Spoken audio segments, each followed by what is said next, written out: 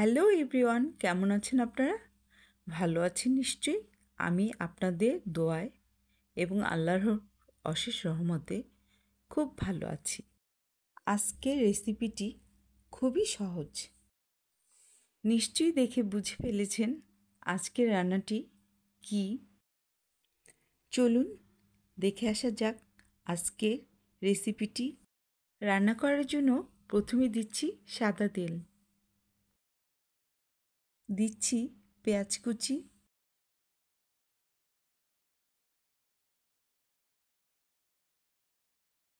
আজকে লাউটা খুব ছোট ছোট চিংড়ি মাছ দিয়ে রান্না করব। তবে সবচাইতে ভালো হয় মাঝারি সাইজের চিংড়ি মাছ হলে।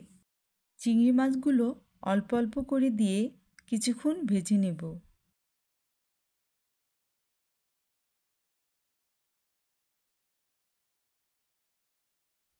চিংড়ি মাছগুলো কিছুক্ষণ ভেজে নিয়েছি। এখন দিয়ে দিব আদা রসুন বাটা,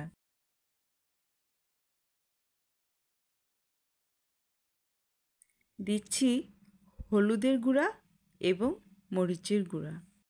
মশলা কষানোর জন্য অল্প পরিমাণে পানি দিয়ে দিব, তারপর কষাবো। দিচ্ছি স্বাদ মতো লবণ,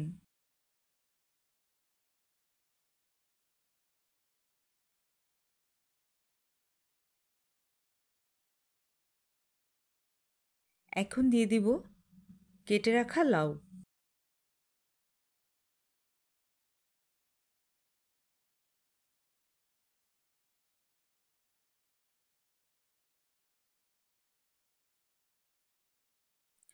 লাউগুলোকে এখন মশলা এবং মাছগুলোর সাথে ভালোভাবে মিশিয়ে দেব। বলে রাখা ভালো, অনেকে আদা রসুন বাটা লাউ চিংড়িতে ব্যবহার করে না, কিন্তু আমি সবসময় ব্যবহার করে থাকি লাউ চিংড়িতে, কারণ এর টেস্টটা একটু ভিন্ন রকম হয়।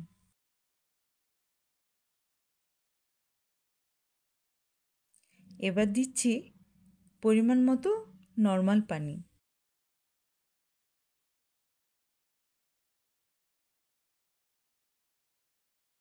এখন অল্প আঁচে কিছুক্ষণের জন্য ঢেকে রাখব লাউটা সেদ্ধ করার জন্য। বন্ধুরা, লাউটা সেদ্ধ হয়ে গেছে।